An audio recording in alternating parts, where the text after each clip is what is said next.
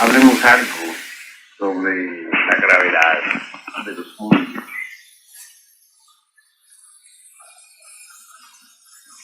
Incuestionablemente, todo planeta y todo sol tiene su punto matemático de estabilidad. Quiero referirme en forma enfática al centro gravitacional, al núcleo de cada mundo, de cada estrella. En lo que hace a nuestro planeta Tierra, es obvio que no es una excepción. Su centro de estabilidad se encuentra en el corazón de la Tierra, en el centro mismo de este organismo planetario.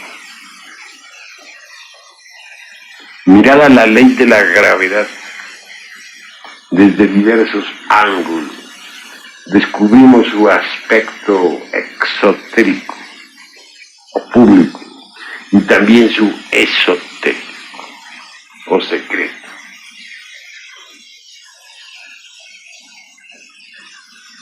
Cualquier planeta del espacio, cualquier sol, necesita forzosamente de un centro de estabilidad.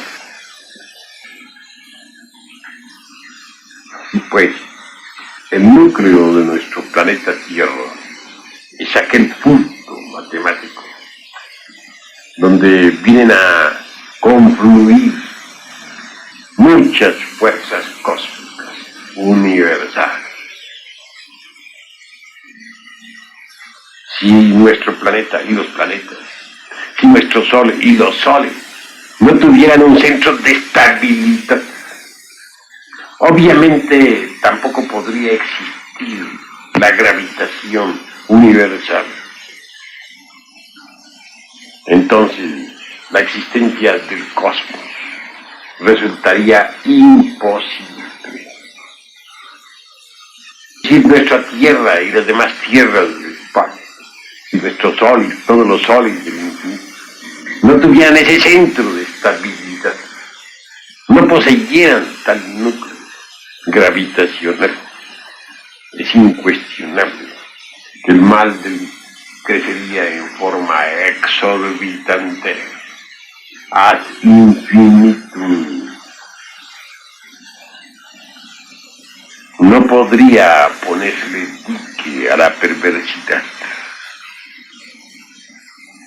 Sería esta tan ilimitada como el infinito mismo. Mas gracias al centro gravitacional, gracias, dijéramos, al centro de estabilidad planetaria, existe el límite para el mal. De esto deben ustedes inferir con claridad meridiana que existe la ley de la caída universal. Todos los cuerpos, desde el punto de vista exotérico, caen hacia el centro de la Tierra de acuerdo con la fuerza de la gravedad. Eso lo sabe cualquier físico, ¿verdad? Lo que no saben los físicos es que todos los egos, todos los yoes, toda esta humanidad involuciona, se precipita hacia el centro de gravedad de la Tierra, de acuerdo con la misma fuerza. Eso es lo que ignora. Si no fuera por ese centro de estabilidad, nuestro universo no podría tener verdadero equilibrio cósmico. Ya saben ustedes que se nos asignan siempre 108 existencias. Es claro que si durante esos 108 vidas no nos autorregalizamos, entonces entonces nos precipitamos hacia el centro de gravedad de la Tierra, de acuerdo con esa gran ley que se llama de la caída. Descendemos involucionando hasta hacia el centro de estabilidad. Nos precipitamos dentro del interior de la Tierra hasta llegar al núcleo gravitacional. Es en tal núcleo donde se viene a restablecer, dijéramos, la prístina pureza de la esencia. Es en tal núcleo donde viene a establecerse dentro de nosotros el equilibrio auténtico. Es en tal centro de estabilidad donde pasamos por la muerte segunda, donde nos reducimos a polvareda cósmica, donde exhalamos el postrer aliento. Sí, pues en ese núcleo se balancean las fuerzas evolutivas e involutivas. De acuerdo con la ley de la caída nos precipitamos involucionando hasta llegar a ese centro de estabilidad, a ese núcleo terrestre.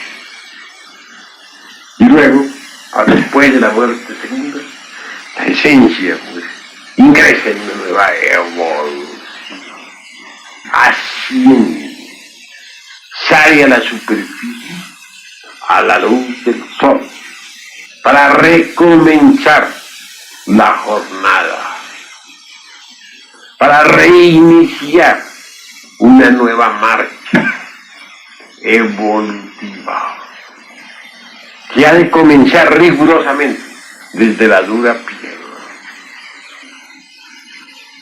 Empero, el sitio donde confluyen esas fuerzas de involución y evolución, el centro de estabilidad, el punto matemático, está precisamente ahí, en el corazón de la Tierra. Fíjese que es de una extrema densidad. Y así es. De manera que esa ley de gravitación de los mundos tiene por basamento el centro de estabilidad. Basados precisamente en esa ciencia de la gravitación universal, muchos navegantes del espacio pudieron propulsar sus naves. Inconscientemente, estos terroristas que lanzan cohetes a la luna están usando la ley, la fuerza esa del centro de estabilidad de los puntos. La luna atrae a tales cohetes, lo propulsa, y ellos giran alrededor de ese satélite. De regreso, pues tales cohetes son atraídos después por la fuerza de gravedad de la Tierra, llegando a grandes velocidades. Y por último descienden, atraídos por tal fuerza, sobre la epidermis de este planeta. Obviamente, los navegantes del espacio estudiaron a fondo la ley de la caída. Ellos también saben utilizar esa fuerza maravillosa de atracción de los mundos. Cuando quieren descender en cualquier planeta, irradia sus naves, dijéramos, una sustancia cósmica especial que les permite claramente aislarse de la atmósfera donde están bajando, desgravitar a su nave para descender suavemente sobre el planeta que están visitando. Si no irradiaran esa sustancia, sería imposible eliminar tal atmósfera y aislarse, aunque fuese por un momento, de la fuerza de atracción. Entonces, caerían sobre la Tierra a fulminar, morirían. Pero ellos desgravitan sus naves mediante una fuerza eléctrica especial, sutil. Y esto les permite bajar suavemente, descender. Grandes maestros trabajaron y siguen trabajando en esas naves cósmicas, naves que viajan a través del espacio. Muchas de ellas, como les he dicho, la mayoría utilizan la fuerza gravitacional de los mundos.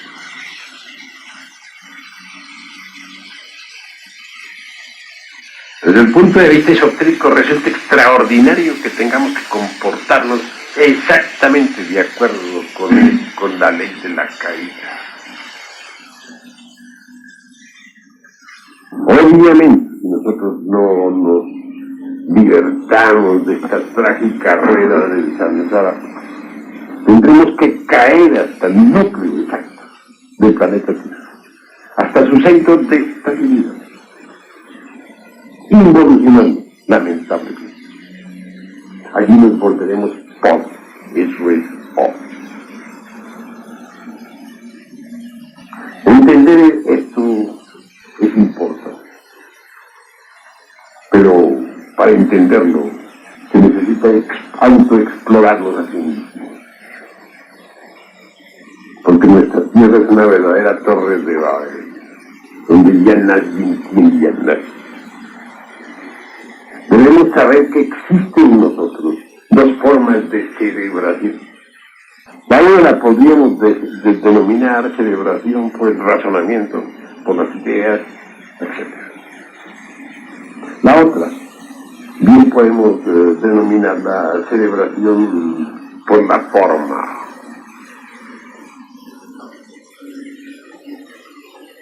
Al celebrar por el razonamiento, subconscientemente estamos celebrando también en forma simultánea con la forma. En nuestros términos, cada cual está interpretando a su manera, dándole la figuración que quiere. Cada cual, dijéramos, figura la doctrina, de acuerdo con sus costumbres y idiosincrasias psicológicas. Mucho de lo que nosotros estamos escribiendo en nuestros libros, por ejemplo, podría tener un contenido, dijéramos, íntimo, muy diferente en otros países, europeos o africanos, porque allí hay otras razas, con otras costumbres, otras creencias, otros ambientes. Y aunque la doctrina pueda ser expuesta con claridad, el contenido de ella viene a resultar un poco diferente de gente de otras razas. Creo que ustedes ya van entendiendo pues lo que es el continente y lo que es el contenido, lo que es la celebración por el razonamiento y lo que es la celebración por la forma. Podemos celebrar razonando inteligentemente y también podemos simultáneamente darle la figuración que queramos a la doctrina, y cada cual se la da a su modo, particularmente de acuerdo con su propia idiosincrasia de tipo psicológico. Hay que tener en cuenta estos factores para podernos poner de acuerdo. Quiero invitarlos a todos a celebrar en una forma correcta por el análisis y en forma, dijéramos, igual, guardando rigurosas concomitancias con la forma, para darle, dijéramos, para poder captar realmente a fondo el contenido íntimo de lo que estamos diciendo. Es decir, que podamos ponernos de acuerdo, porque saber hablar es una cosa, pero saber escuchar es más difícil que saber hablar. Yo puedo estar hablando, pero lo que no puedo estar seguro es de que ustedes estén sabiendo escuchar. Y es necesario que ustedes sepan escuchar, que puedan cerebrizar inteligentemente los conceptos que estoy emitiendo, pero que también puedan figurarlos, tal como son con el canto. que la figuración resulta un poco diferente en cada uno de los que está escuchando. Cada cual puede figurarse lo que estoy diciendo a su modo, de acuerdo con su idiosincrasia, de acuerdo con su herencia, ideas, imagen. Es claro, mis caros hermanos, que toda ley de la naturaleza tiene dobles aspectos. Por eso dicen los antiguos que todo lo que se hace en la vida es como una vara de dos puntas.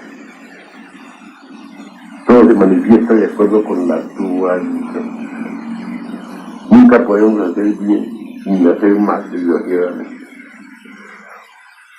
Porque esa es la ley de la dualidad. Si ganamos amigos, crecerán nuestros enemigos. Eso es obvio. Nosotros estamos enseñando la doctrina de la autorrealización íntima, pero la gente, la mayoría de las que pertenecen, por ejemplo, al romanismo, a otras sectas, pues se sienten afectados. Y si nuestro movimiento toma gran fuerza, nos calificarán de perversos. Perderán ellos gente, y eso no nos lo perdonará. Podrán algunas sectas quedarse sin gente. Lamentable, pero ni modo. Toda vara, dijéramos, tiene dos puntas. Eso es obvio. Llegar dijéramos, a vivir el verdadero estado de hombre, auténtico, resulta ciertamente un poco difícil, mas no imposible. Aquí vamos colgando, alumbrándonos, el azul del Padre, el amarillo del Hijo, el rojo del Espíritu Santo. Sin embargo, tanto el Padre como el Hijo y el Espíritu Santo, nosotros dijéramos tres desdoblamientos del amor misericordioso y omnipresente. Soy absoluto.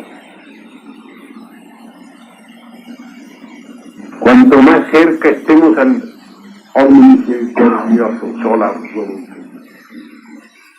más fácilmente podremos lograr la autorrealización íntima. Porque son las emanaciones del sol absoluto, mis caros hermanos, las que vienen precisamente a vivificar la semilla que llevamos en nuestras glándulas sexuales, a fin de que pueda brotar de él cada uno de nuestros cuerpos internos, el astral, el mental, el causal. Desafortunadamente la mayoría, los millones, los que se han hundido en los mundos tenebrosos, se han alejado demasiado del sol absoluto, y ya las emanaciones no les llegan demasiado sin fuerza ya para vivificar sus cuerpos existenciales superiores, o mejor dicho, la semilla que ha de originar los cuerpos existenciales vivenciales. ¿Por qué se han alejado las gentes del sol absoluto? Sencillamente porque se han desviado por el camino del mal, por el camino de la magia negra. Así es como uno se aleja del resplandeciente sol absoluto. Y esto es algo que todos ustedes deben comprender. Amar cada vez más al resplandeciente sol absoluto. Adorar, rendirle culto. Cuanto más cerca estemos del brillante sol, tanto mejor para nosotros.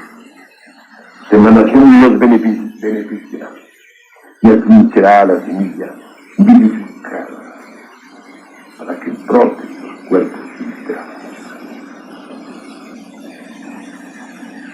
Bueno saber, como les decía, ¿no?, en otros tiempos la doctrina se dividía en dos secciones: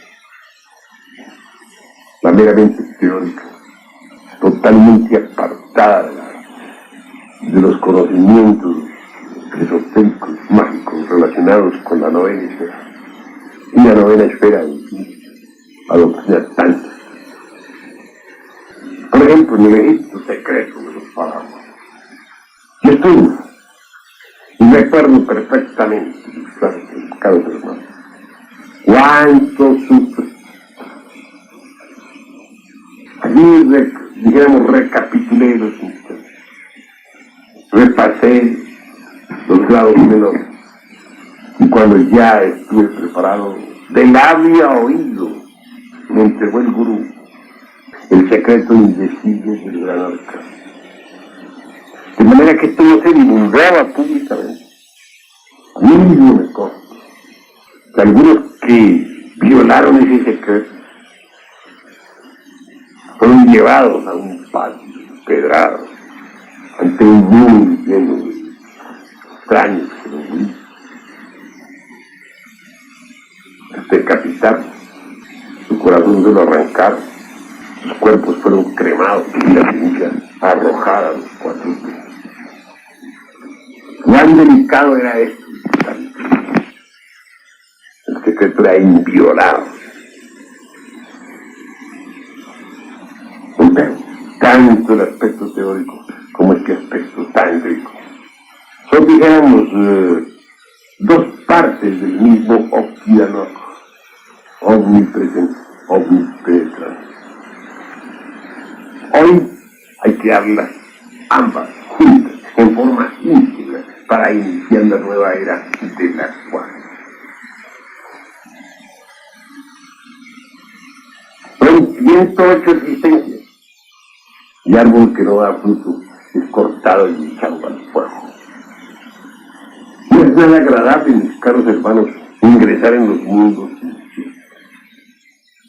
La primera zona, bajo la epidemia de la tierra, muy semejante, pues, a la vida aquí, sobre la superficie. En la primera zona, vemos gente vestidas, y aquí, comerciantes, mercados, cabaret, café, la gente vestida de una forma igual. En la segunda zona del cielo ya se ven magos negros con túnicas rojas, negras, magas negras vestidas con sus vestiduras con dragones atravesados, sus turbantes rojos, templos de magia negra, etc. Príncipes de las tinieblas, magos de decir, grandes señores como Baal, todos ellos. La tercera zona, crece la maldad, se ven cosas horribles. Por ahí en la cuarta o quinta zona ya ve uno a los seres humanos convertidos en bestias, caballos con cuernos como el unicornio, en perros gigantescos con cuernos, figuras animalescas de toda índole han entrado en, digamos, en estado de involución animal. Pues de aquí, zona en adelante, comienza uno a ver ya a los que fueron humanos, o por lo menos humanoides, convertidos en algo semejante a las plantas, parecen sombras que atraviesan los muros de esas mansiones de la logia negra, sombras que se deslizan como ramas. Se está recapitulando el proceso vegetal. Luego ya, en el núcleo vivo de la Tierra, en todo el centro del planeta Tierra, pueden percibir a los perdidos convertidos en piedra. Una vez permanecido en el interior de nuestro organismo planetario, investigando durante horas enteras, moviéndome en astral por ese núcleo vivo del planeta Tierra. Aquello fue espantoso, una atmósfera pesada, gris. Algunas brujas de la guerra pasaron cerca, entraron a una horrible cocina para preparar sus postres, todavía en esas regiones preocupadas por hacer el mal. Se me ocurrió entrar en el cuartucho de mala muerte que por allí hay, y sobre un lecho de placer a una prostituta que se desintegraba lentamente, poco a poco. Fornicaba, habitaba con cuanta larva pasaba por esos lugares. Y se iba derritiendo, hagan de cuenta ustedes, como una veladora, lentamente, perdiendo de él manos, brazos y pies, poco a poco. De pronto vi así una piedra con una especie como de cabeza que se movía. Algo dice, y aquella cabeza pues se limitó a repetir que yo dije otra cosa y repitió la cabeza. Y todo aquello que dijera tal cabeza lo repetía. Era alguien que había sido un terrible mago negro y ahora ya estaba fosilizado en procesos de desintegración. Duré horas enteras en aquella región investigando. Se van volviendo tontos, perdidos, y sufren horrorosamente, porque el tiempo es exageradamente largo. Allí los minutos parecen siglos, tiempo de roca, insoportable. Muy insistí en la muerte, y ella se mueve, y yo y allí muere, porque así al fin salen a la luz del papel. Pero los que no mueren todavía, los que tienen que aguardar, suplican por la muerte de la rueda. Ahí está su voz. Sin embargo, al fin mueren también. Todos, absolutamente todos los perdidos los vemos en un proceso de descenso, de tipo involutivo, de, dijéramos, región en región, a través de los 9 círculos, hasta llegar por último a, dijéramos, a la ciudad de Vite, como se le dice simbólicamente en la Divina Comedia. Es decir, hasta el núcleo mismo de la Tierra, hasta sus centros de estabilidad. Van descendiendo de acuerdo con la ley de la gravedad de los mundos, de acuerdo con la ley de la caída. Y si uno observa cuidadosamente ese centro de estabilidad, ve cómo confluyen allí todas las fuerzas cósmicas. Porque dentro de ese mismo núcleo, en cierta zona atómica superior, encuentra ya una bloquea, que el guaguá. Cuando alguien ha pasado por la muerte, se junta.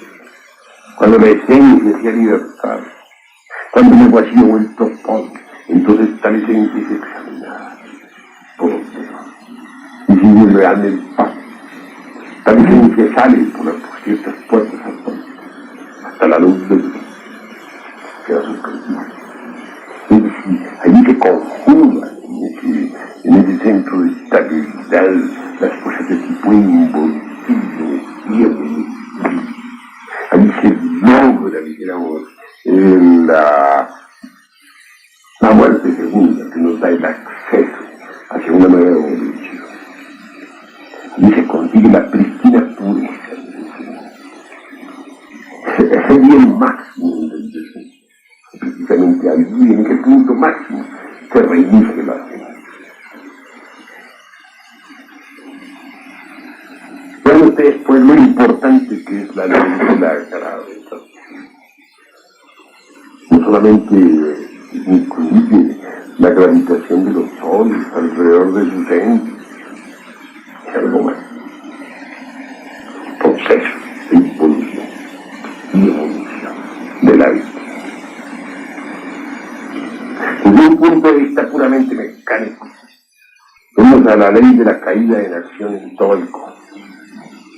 Los mundos quieren caer en los soles, y los soles quieren caer en otros soles. Y esa fuerza de la caída mutua giran todos alrededor de su centro de gravitación.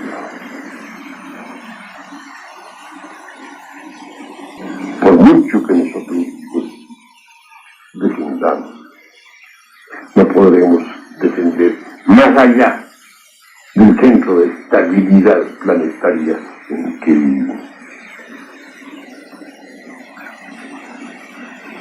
Si no existiera tal, no existiría la ley de la caída. Y entonces el mal, el ego, el yo, el mismo, se fortificaría infinitamente. La esencia quedaría enfrascada entre el ego y entre el yo, por toda esta, sin posibilidad alguna de liberarse. Porque querer ponerle leyes evolutivas al ego, acomodar al ego a las leyes de la evolución, hacer que tal ego siga su forma de perfección y de llegar a la divinidad, es totalmente absurdo. Viola, de hecho, el arcano siguiente la cábala, y viola también la ley de la caída y la gravedad de los mundos.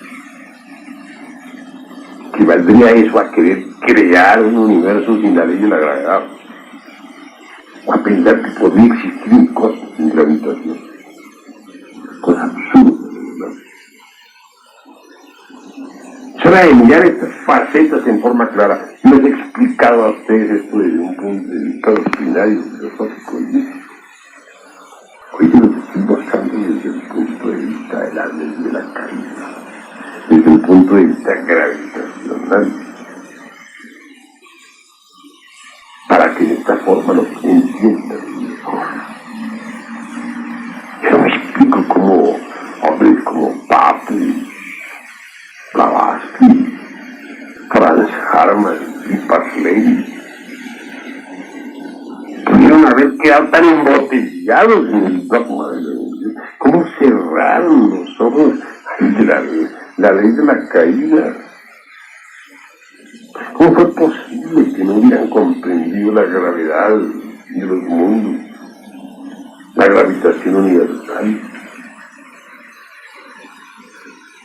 ¿Cómo fue posible que Mr. Darwin se los echara a la bolsa? Es increíble, pero es cierto. Ha llegado pues la hora del pago de entender a fondo todo esto. Ha llegado la hora de comprender la necesidad de la autorrealización. Porque de lo contrario, poco a poco, Dios nos deja en libertad. Espera, hasta llegar al núcleo planetario, centro de gravedad de nuestro planeta, un centro de estabilidad. Negar esto es negar la ley de la gravitación universal, echar abajo al núcleo, formar una utopía dogmática. Esa es la evolución incesante hasta llegar al infinito, cosa absurda. Los invito pues a la reflexión. 108 existencias son pocos. Y muchos ya han llegado a la 108. Otros están por llegar. Es necesario entender, orientarnos verdaderamente hacia el sol absoluto, el omnisericordioso, hacia el omnipresente, hacia el omnipotente. Porque solo él con sus emanaciones podrá verdaderamente intentar vivificar esa simiente en la cual deben hacer los cuerpos existenciales superiores. Él se desdobla en el Padre se desdobla en el Hijo se desdobla en el Espíritu Santo a su vez se desdobla en la Divina Madre Kundalini. En los cada 3 veces aguarda en Muladhara la hora de ser despertar. No podrá despertar sino mediante la fuerza del tercer mundo, la fuerza sexual. Hay que entenderlo. Si no entendemos eso, tampoco podremos entender el sacramento del bautismo. Recuerden ustedes que a Rama lo bautizaron en el Ganges.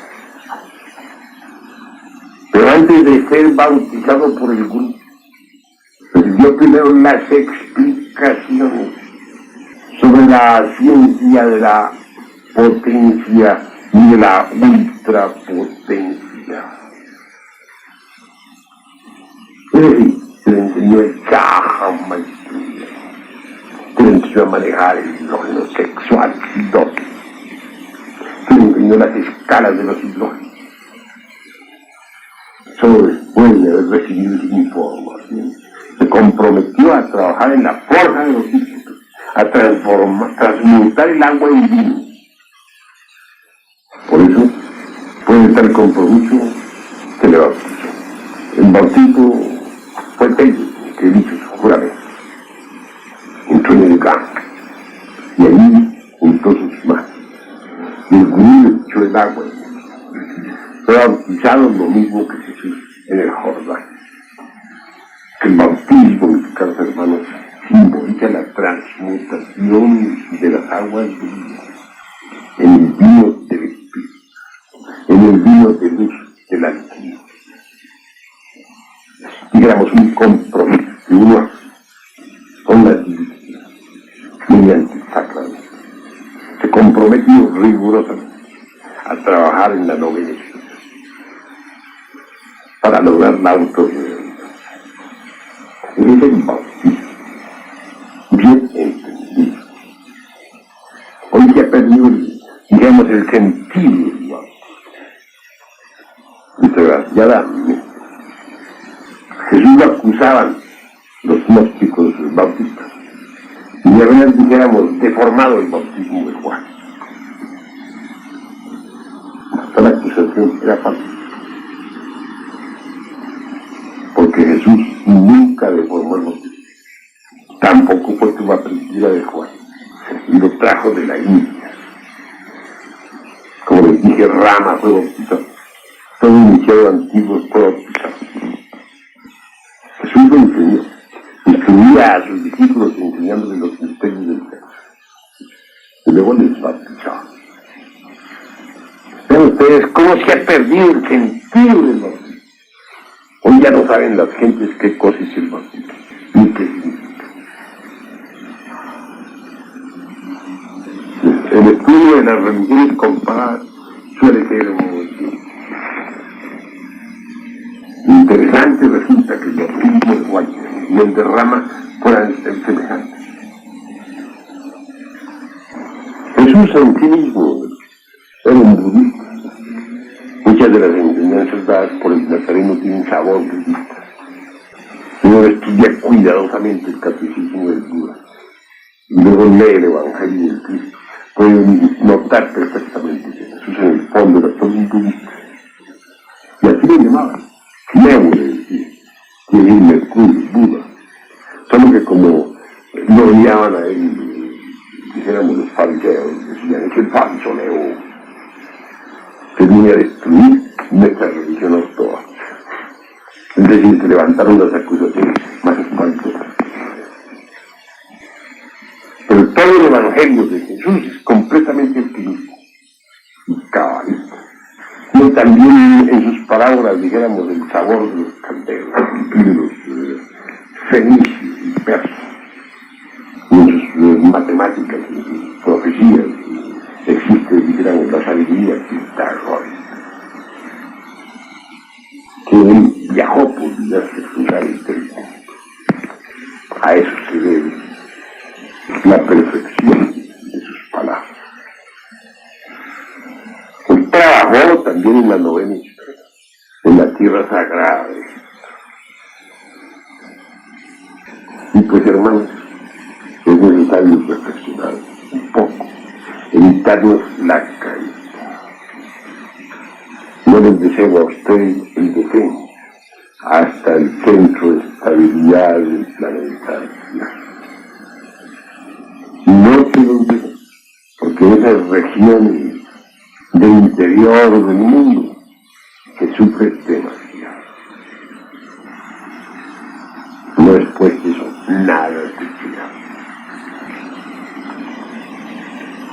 Bien, ahora me limitaré, después de esta plática, a escuchar preguntas y responder. Además, siendo el centro de todos los soles, de todos los planetas, de todo el mundo, el centro de estabilidad es el centro de gravedad, sin el cual la armonía cósmica no existiría como existencia. Quiero decir que la caída de todos los no autorrealizados, habitantes, digamos, no solamente de la Tierra, me imagino yo, sino de diferentes planetas, inclusive, algunos diferentes planetas Tierra, ese punto de estabilidad, el que caigan esos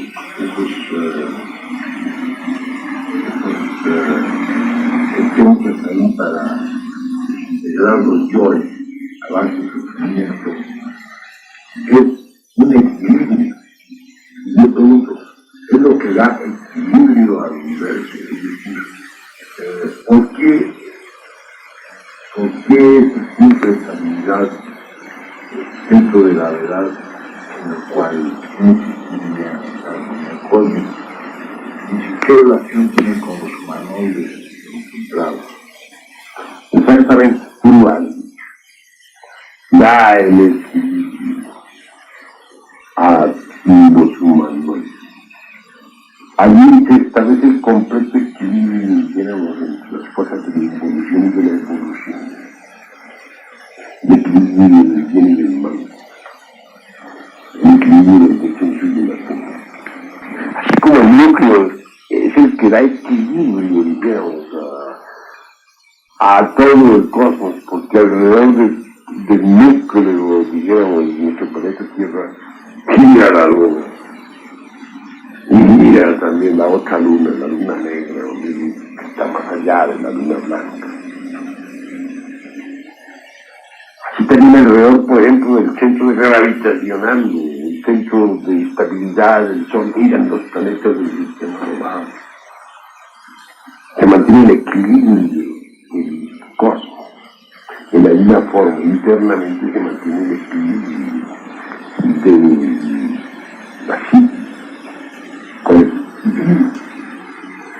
si no fuera por eso no existiría equilibrio. El ego continuaría existiendo. Se robustecería cada vez más, de forma ilimitada. Y la esencia embotellada entre el ego no podría escapar nunca jamás. Afortunadamente existe. Los yo se precipitan de acuerdo con la ley de la caída hacia ese punto de terminal, hacia ese centro de estabilidad donde se desintegran. Entonces al desintegrarse se establece el equilibrio en la esencia. Recobra esta su pristina pureza original. Una vez que ha recobrado su pristina pureza original, reinicia una nueva evolución. Pues allí lo que llega al máximo de eso. Y allí el Señor también se lo vea. Es ahí donde se establece el perfecto equilibrio, que es el de sensibilidad. Es ahí donde se establece el equilibrio completo en cada escena. Vean pues ustedes las dos caras de esa gran ley de Newton, de la ley de la gravedad.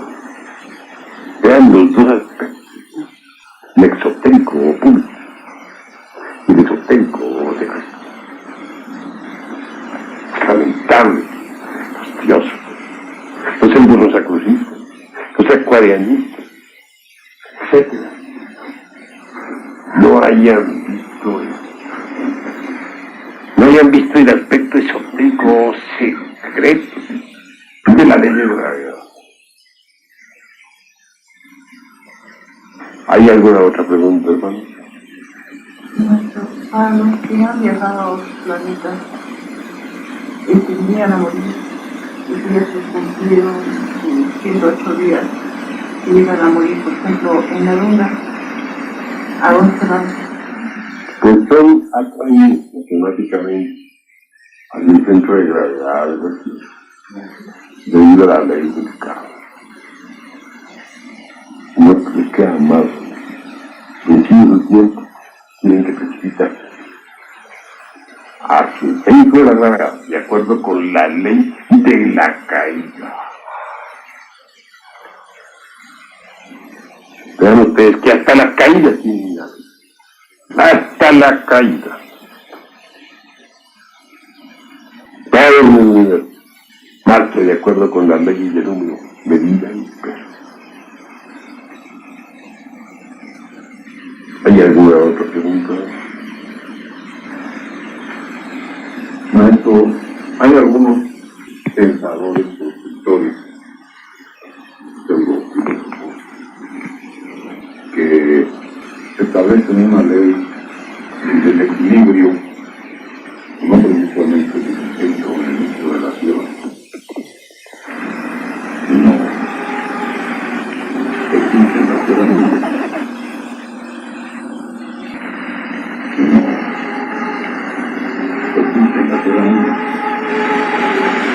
De acuerdo con eso, piensan que debe haber, precisamente para que exista este equilibrio, debe haber cierta cantidad de bien y cierta cantidad de mal,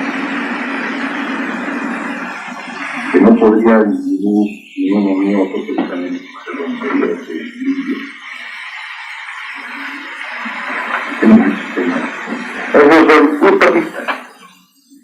No tienen base de apoyar. Nosotros, en cambio, nos estamos apoyando en la ley de la gravedad. Y eso está demostrado. Lo de ellos no está demostrado. Es una utopía.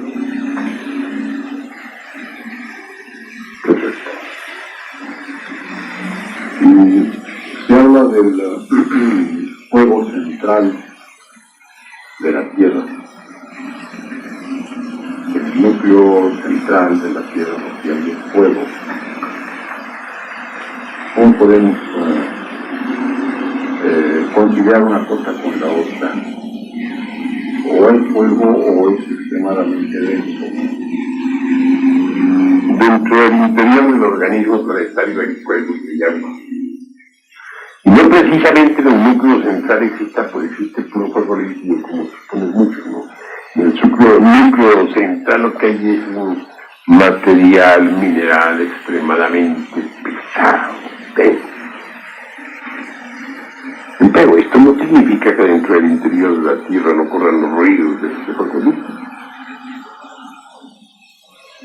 Lo hay. También hay agua, zonas, digamos, terriblemente acuáticas, frías, mares interiores,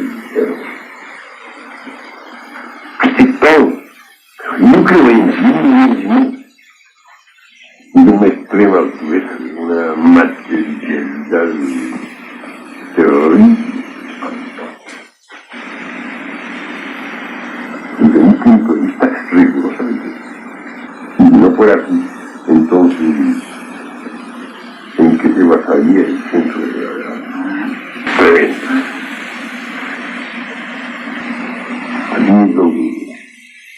se mineraliza completamente toda la criatura que ha llegado al máximo de la caída. Y cuando ¡pum!, se desintegra.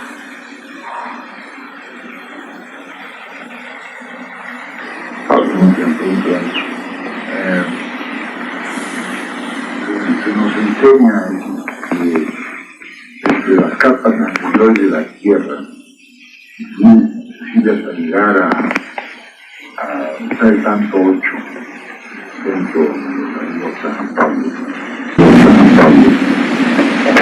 hay unas las diferentes dimensiones que se penetran, se compenetran y confunden. Entonces, esto quiere decir, por ejemplo,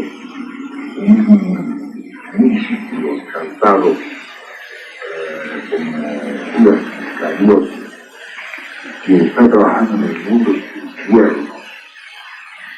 Él puede trabajar inclusive en la parte más densa, en el núcleo más denso de la Tierra, pero esotéricamente hablando, él vive en una dimensión que no es, puede vivir en una dimensión que le permita no ser el impósito. Puede descender por todas las dimensiones hasta el mismo núcleo de la Tierra. Y puede ascender, y trabaja, y lucha por los demás. Porque cuando una ley inferior es trascendida por una ley superior, la ley superior lava a la ley inferior. Trasciende la inferior por medio de una ley superior. Él no está dentro de la ley de una caída. Ha trascendido esa ley. Que ayuda a los que están perdidos. Donde quiera que ve a alguien que manifieste un anhelo por la luz, allí está Judas, luchando, preparando para poderlo sacar. De cuando en cuando logra sacar algo. Judas, pues, no es como se piensa, un traidor. Un discípulo del maestro, Judas Iscariote, hizo un papel, nada más. Representó un papel dentro de un drama cósmico. Cada uno de los 12 discípulos representó un papel diferente. El papel fue preparado con anticipación. Jesús preparó a cada uno de los 12 para representar el drama. Judas no quería presentar ese drama, digamos, ese papel. Pidió que se le dejara representar el papel de pena.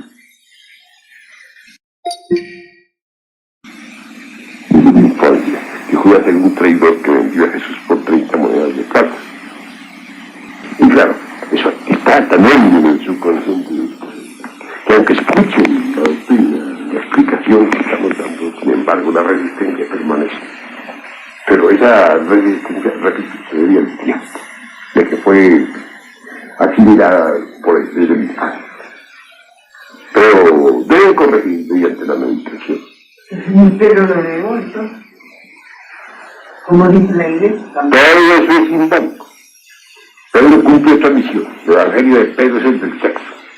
¿Quién no niega al Cristo 3 veces? ¿Cuál no?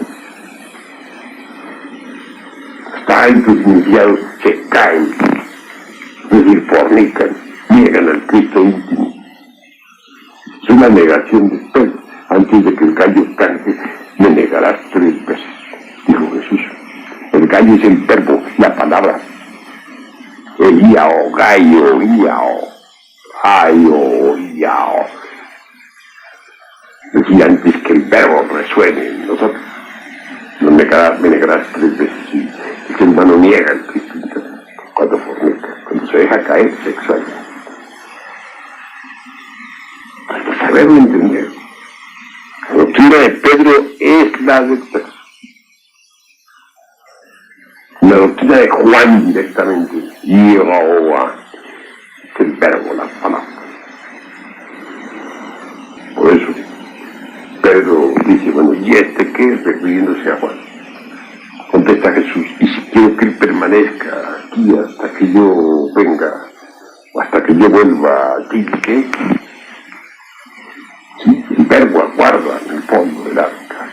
instante de ser realizado. Cada uno de los 12 tiene su doctrina, y eso hay que saberlo enseñar.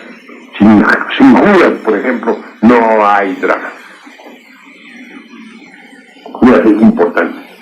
El ego, el yo que disolver. ¿Cómo va a haber drama si no disolvemos el ego? Podría existir en forma simbólica, pero ¿cómo lo realizaríamos de verdad si no resolviéramos a morir de momento en momento, de instante en instante? Pero he entregado la doctrina, pero hay que comprenderla. Necesitamos verdaderamente critificarla. O de lo contrario, de acuerdo con la ley de la caída, nos tocará pues bajar precipitadamente hacia el centro de estabilidad de la tierra para reducirnos a polvareda cosa. Ustedes resolverán. Repito, yo no dejo de lamentar que no se viene enseñando. Es que la humanidad permaneció durante mucho tiempo embotellada en el dogma de un dogma utópico, sin base, sin fundamento de ninguna especie. ¿Hay alguna otra pregunta? ¿Cómo se concilia el hecho de que, siendo el centro de gravedad la parte más densa, más material de la Tierra, que sea allí precisamente el Santo Ocho y ahí resida el regente de la Tierra? Que es el centro de estabilidad, el centro de equilibrio. Allí los egos se vuelven polvo para que la gente se vive. Allí las fuerzas de la involución y de la evolución se balancean. Aquí, tanto es allí donde tiene que estar el Santo Ocho, cerebro, corazón y sexo del género de Dios. Es el punto equilibrante. Allí la esencia adquiere por eso su completo. Hay libertad y derecho mediante la muerte. Es el centro más importante, gran equilibrador. Es allí donde se viene a conjugar maravillosamente la luz y la oscuridad, la involución y la equilibrio. ¿Entendí? Habla. Hoy se da en el intelectualismo moderno, en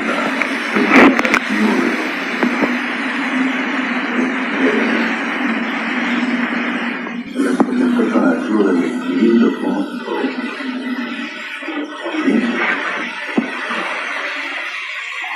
Pues un intelectualismo moderno, y naturalmente, dijéramos, una deformación de la realidad, un producto del deterioro de la mente. Estos bípedos tricebrados de tipo interactivo están demasiado alejados de las emanaciones del ser absoluto. Es claro que en el ser humano hay dos aspectos subconscientes definidos. El uno que podríamos decir está formado por las impresiones mecánicas de la naturaleza y por aquellas ideas, palabras huecas que se escuchan aquí y allá y acullá. El otro está formado por el ego, por la raza, por la herencia, por el intelecto, etc. Esos dos aspectos, dijéramos, del subconsciente son lamentables.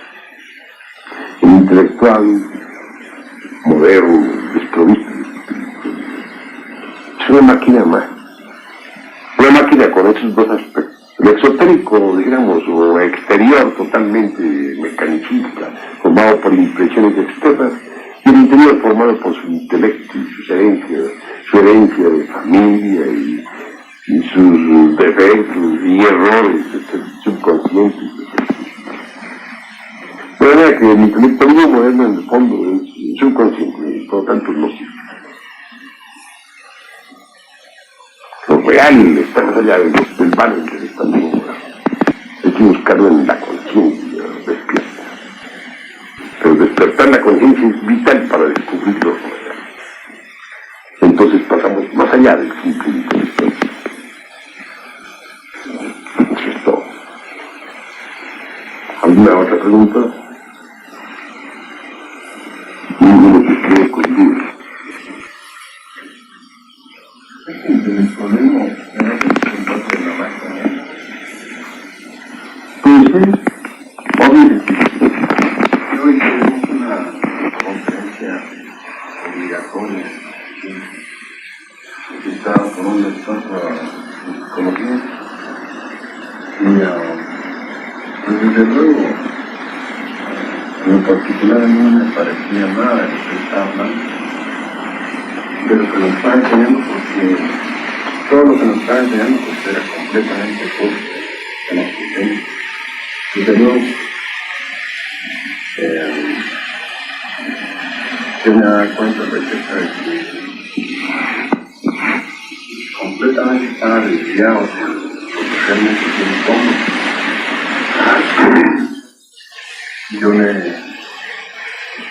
pregunté a los dos acerca de lo que eran los conceptos psicológicos. Y yo con tanta palabrería de expansión con puedo explicarme realmente las cosas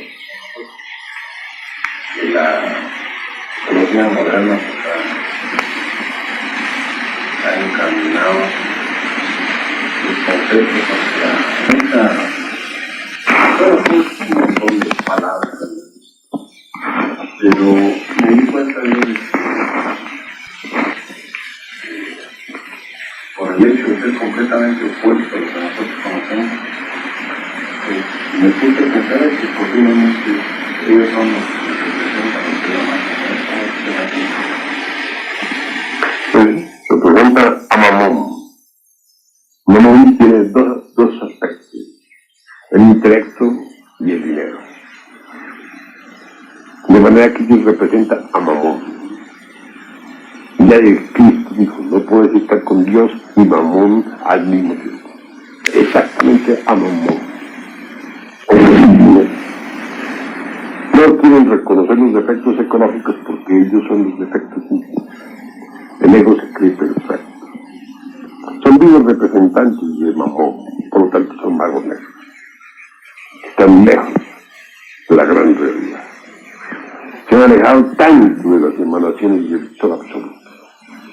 Debido a su desviación, hasta el motivo ya esas emanaciones no tienen poder para vivificar esas semillas de por sí degeneradas. Motivo por el cual en ellos ya no nacen los cuerpos existenciales superiores del universo. Van, pues, en el camino de descenso hacia el centro de estabilidad del planeta Tierra, en que marchan de acuerdo con la ley de la caída. Esos son los espacios, repito, de Mamón. ¿Hay alguna otra pregunta, hermanos?